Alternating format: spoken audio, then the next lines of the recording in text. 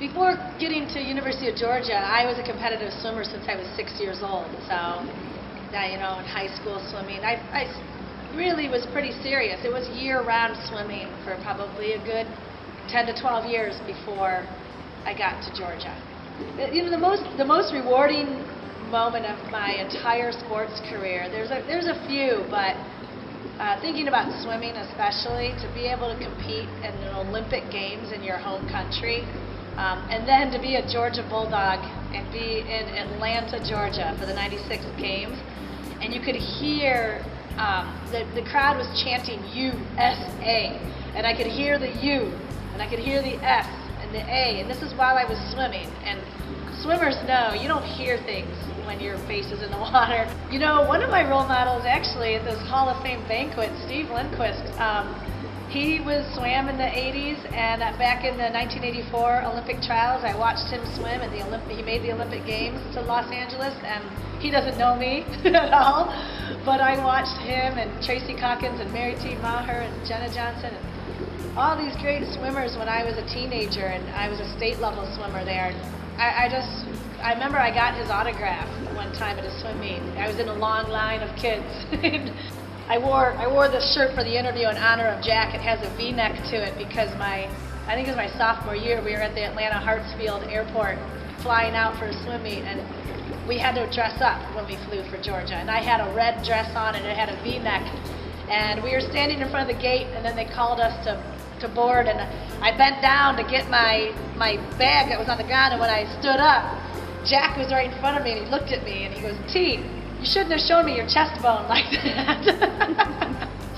The traits that Jack has and that Harvey has as well is they both just really love their swimmers. And they're tough. They expect the best out of you. Jack is our role model, and Harvey as well, but they keep themselves fit because they're asking us to be fit outside of the pool and to be mentally strong, and they keep themselves at the standard that they expect their swimmers to be.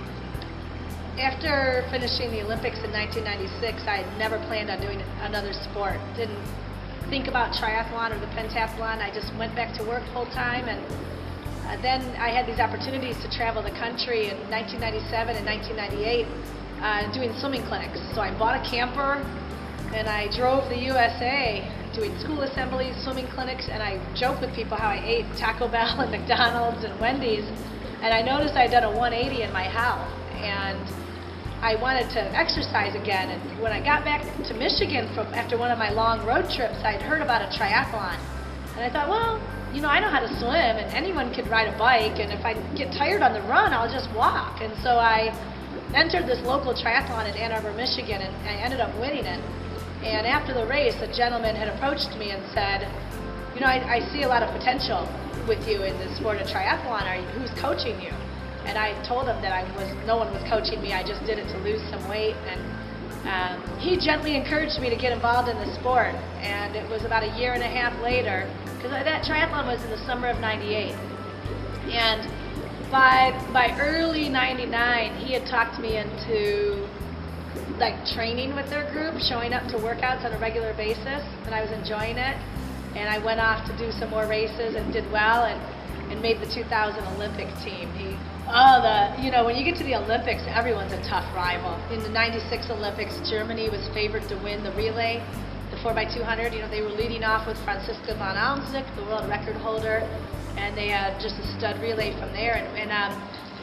So they're always tough rivals, and I remember they were scary looking. I'm really little, I'm 5'2", and I look up, and they're really tall, and they wear their swim caps low, and their goggles, and they just stand there like this, and you'll realize that you can't get any single day back again.